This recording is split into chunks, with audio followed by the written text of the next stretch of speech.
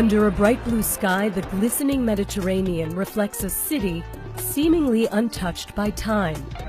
Naples, Italy, one of the oldest inhabited cities in the world, fuses a hurried pace with an unexpected elegance. And the best way to experience this nearly 3,000-year-old landscape is by foot. So this is a city that can tell our own past, also through the architecture, the Barocco, and then the Gothic style. It's really a fantastic place. Plus also, what do I like? I like this architecture, which is very much dramatic. We like to be dramatic, exaggerated, exuberant. This is part of us. Wandering down the ancient cobblestone streets, you're bound to stumble upon one of the many outdoor markets. Look at this. You can buy anything.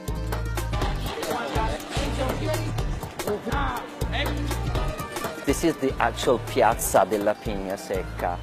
It's like a triangle, more or less. You see that? We're going to just walk out the door, walk down the street.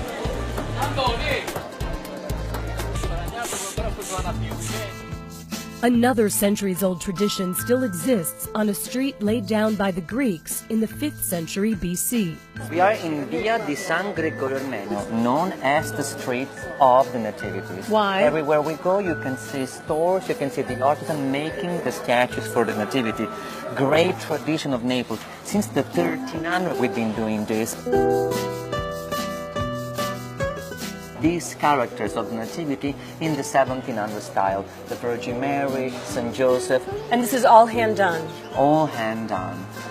This is actual fabric. It's beautiful. A short walk away, the city's spiritual soul rises from the ruins of a 4th century Greek temple into a Gothic tour de force.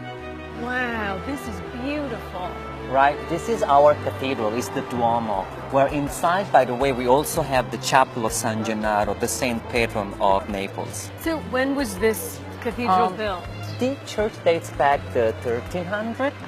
With nearly 450 churches, the city is overflowing with ecclesiastical treasures. Now we are in a small church just nearby the Cathedral of San Gennaro. And it's a wonderful church that belonged to a small brotherhood, but they were lucky enough to hire Caravaggio for this wonderful painting that we have over there. And so now we are into the chapel of the San Severo family, which is basically the temple of the Baroque art in Naples. And this is really the best piece, this Veiled Christ by Giuseppe Sammartino, 1753, completely veiled. You can really tell the pain of Christ, but at the same time, the beauty of this body that one day will resurrect. And this is all in marble. It's all in marble. But underneath the city's beauty, there are tunnels that show its pain. Naples was the most bombed city in Italy during World War II.